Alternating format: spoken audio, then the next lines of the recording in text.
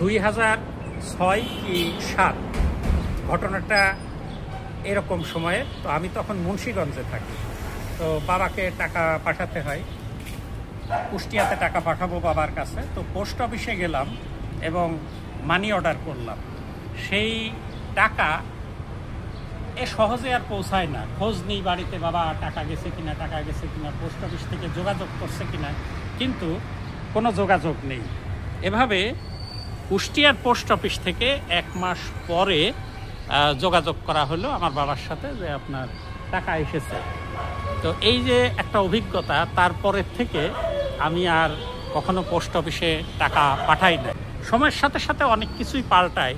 আজকে খুব কম সময়ের মধ্যেই MFS বা মোবাইল ফিনান্সিয়াল যে সার্ভিস আছে, সেই সার্ভিসের মাধ্যমে মুহূর্তের মধ্যে টাকা পাঠিয়ে দেওয়া যায়। তো নিশ্চয়ই পোস্ট অফিসেও এরকম কোনো সুবিধা হয়েছে যে মুহূর্তের মধ্যে টাকা চলে যায়, কিন্তু এই সুবিধা এক সময় ছিল না।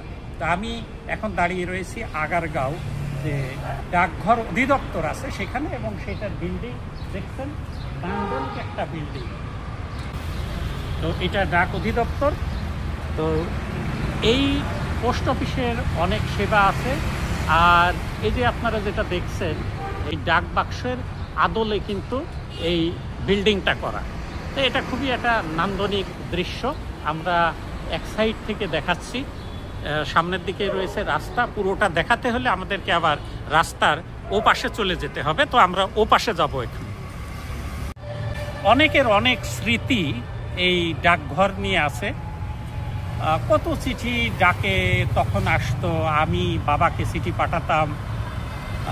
আর নিশ্চয়ই যারা প্রেম করেছেন তাদের প্রেমপত্রও কিন্তু ওই পোস্ট অফিসের মাধ্যমে অনেক আসতো নিশ্চয়ই। তো সেই ধরনের টেস্টটা কিন্তু এখন পাওয়া মুশকিল আধুনিক প্রযুক্তির কারণে।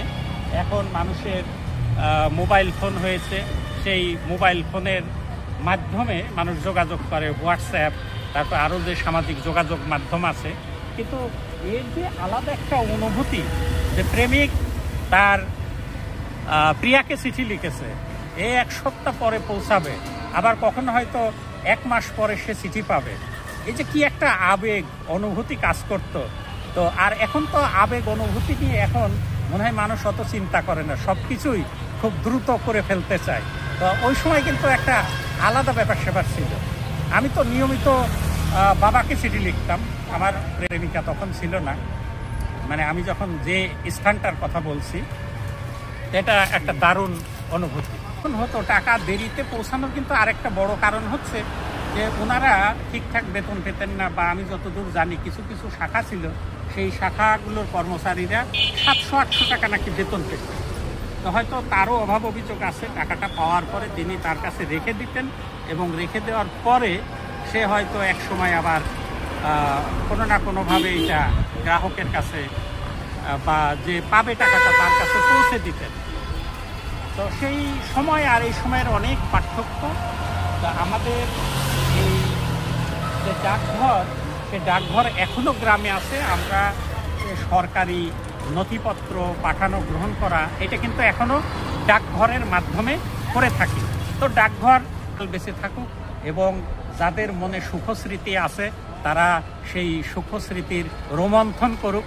প্রেমিকার কাছ থেকে পাওয়া চিঠি, তারপরে প্রেমিকের কাছ থেকে পাওয়া চিঠি, এগুলো নিয়ে তাদের সুখ যে স্মৃতি সেগুলো রোমন্থন করুক। আগারগাঁ থেকে আপনাদের সকলকে ধন্যবাদ জানাচ্ছি।